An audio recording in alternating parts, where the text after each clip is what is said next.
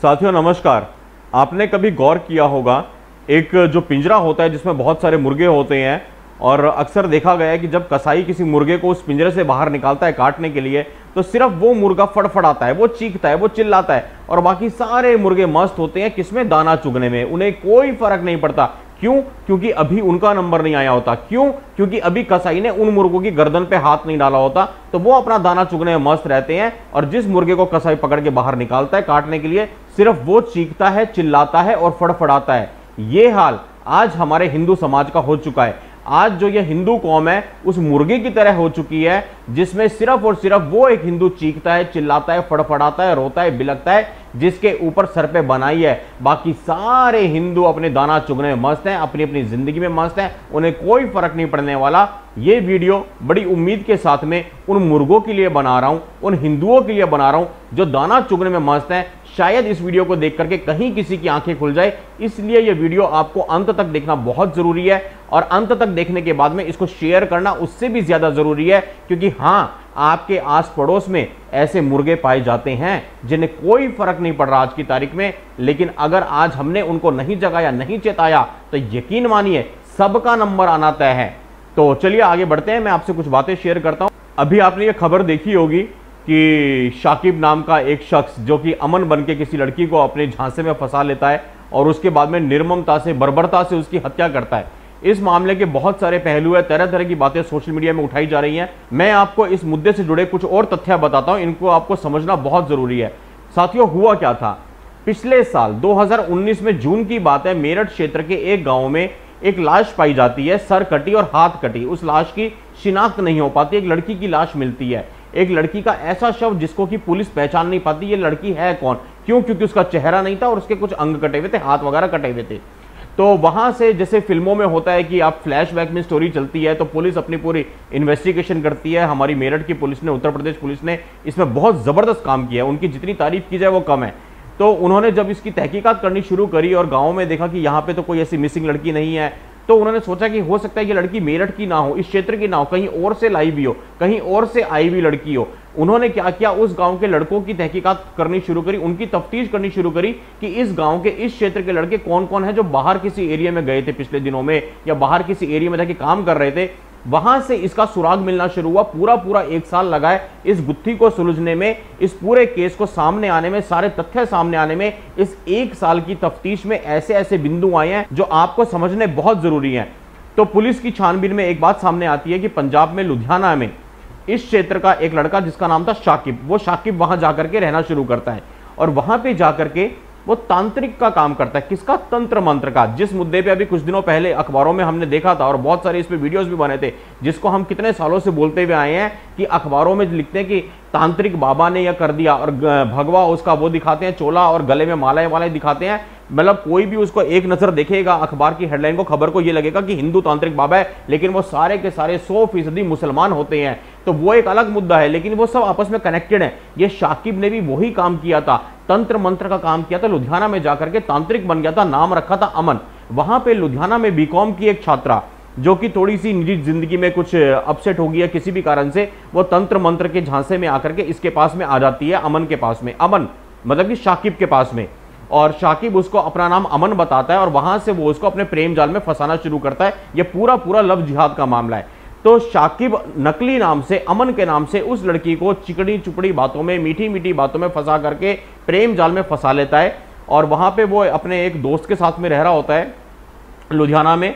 उसके साथ में जब उसकी थोड़ी सी अनबन होती है तो वो करनाल में शिफ्ट हो जाता है और करनाल में जाकर के थोड़ा बड़ा ऑफिस ले लेता है तांत्रिक के काम के लिए। तो वो तंत्र मंत्र का काम अपना करनाल में शुरू करता है। मीनवाइल जब उसकी और प्रगाढ़ मित्रता हो जाती है उस लड़की के साथ में, उस युवती के साथ में, तो वो उसको बोलता है कि अपने घर से गहने ले आओ, जेवरात ले आओ, कैश ले आओ और चलो हम लोग शादी वगैरह करेंगे।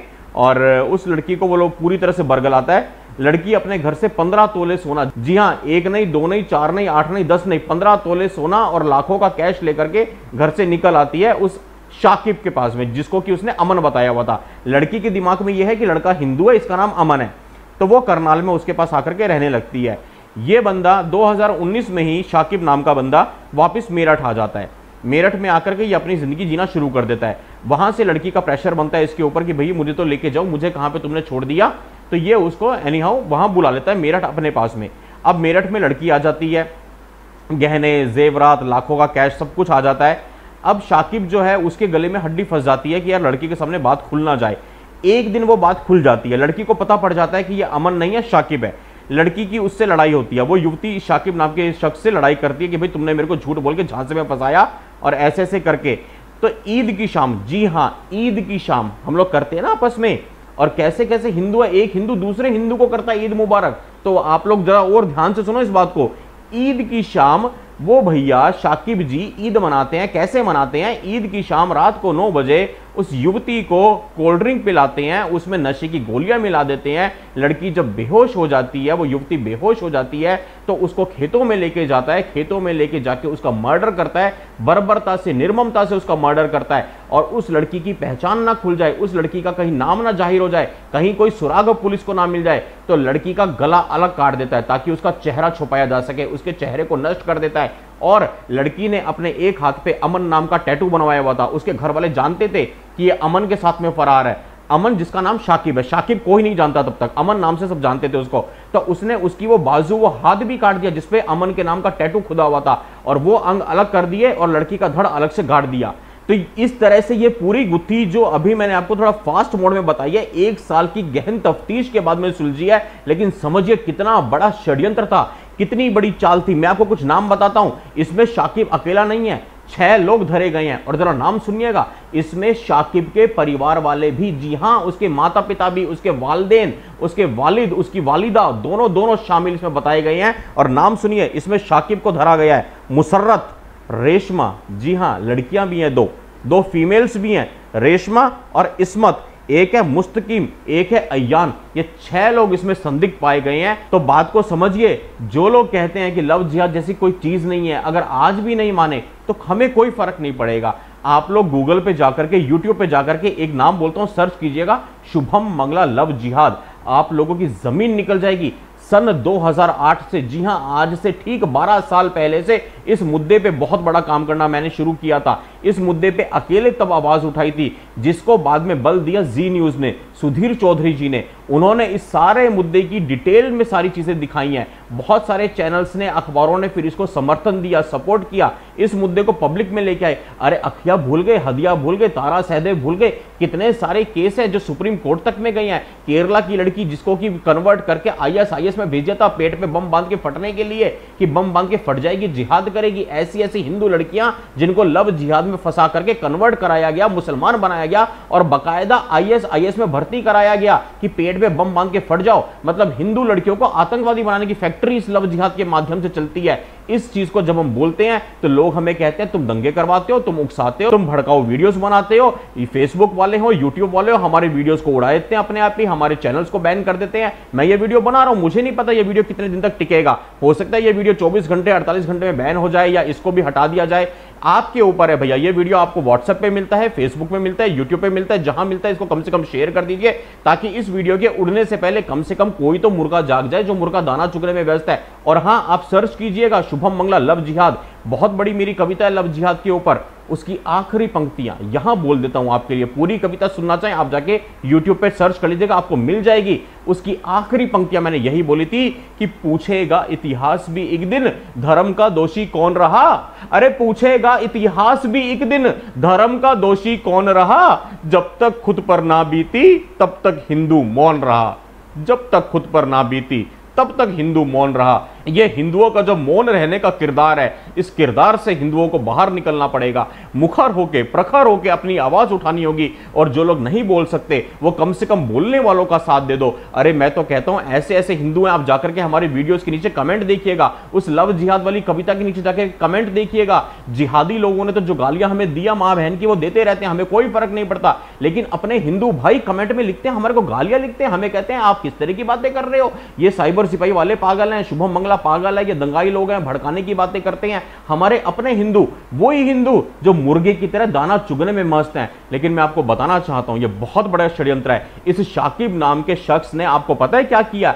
क्योंकि उस लड़की के परिवार वालों को पता था ये भाग करके उस सो कॉल्ड नकली अमन के पास गई है, तो इसने लड़की को मार के उसकी हत्या करके उसका शीश काट के, सर काट के, उसकी बाजू काट के, सारे सबूत मिटा करके उस लड़की के फोन पे फेसबुक उसका इंस्टॉल था, जैसे हम लोग अपना फेसबुक अपने फोन से चलाते हैं, उस बंदे ने कई महीनों तक उस लड़की के फेसबुक को अपडेट करता रहा, उसकी कहीं फोटो पोस्ट करता रहा, कहीं स्टेटस लिखता रहा। क्यों?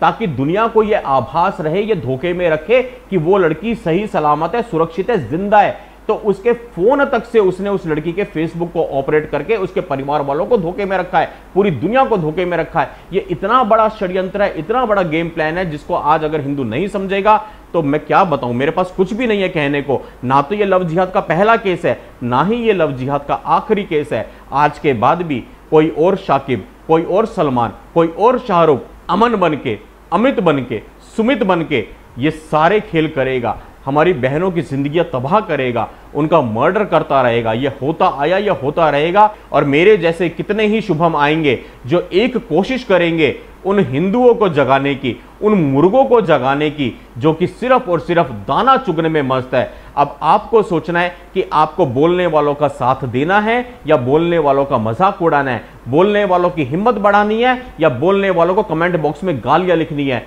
जो भी आप चाहें आपके ऊपर है। हमारा काम था, एक छोटा सा प्रयास था हमेशा की तरह आपको जगाने का। हमारे साइबर सिपाही के और नए नए चैनल्स को भी ब्लॉक कर दिया गया है। अगर ये वीडियो आप साइबर सिपाही के यूट्यूब चैनल पे देखते हैं तो मैं आपसे निवेदन करूंगा, इस चैनल को प्लीज सब्सक्राइब कर लीजिए। सब्सक्राइब के साथ में एक बेल आइकन होगी, घंटी का आइकन, उसको दबा दीजिए ताकि हम जो भी ये मुहिम चलाते हैं, जो भी नए वीडियोस बनाते हैं, उनका नोटिफिकेशन आपके मोबाइल पे आपको तुरंत मिल जाए। बहुत बहुत धन्यवाद। जय हिंद, जय श्री राम, हर हर महादेव।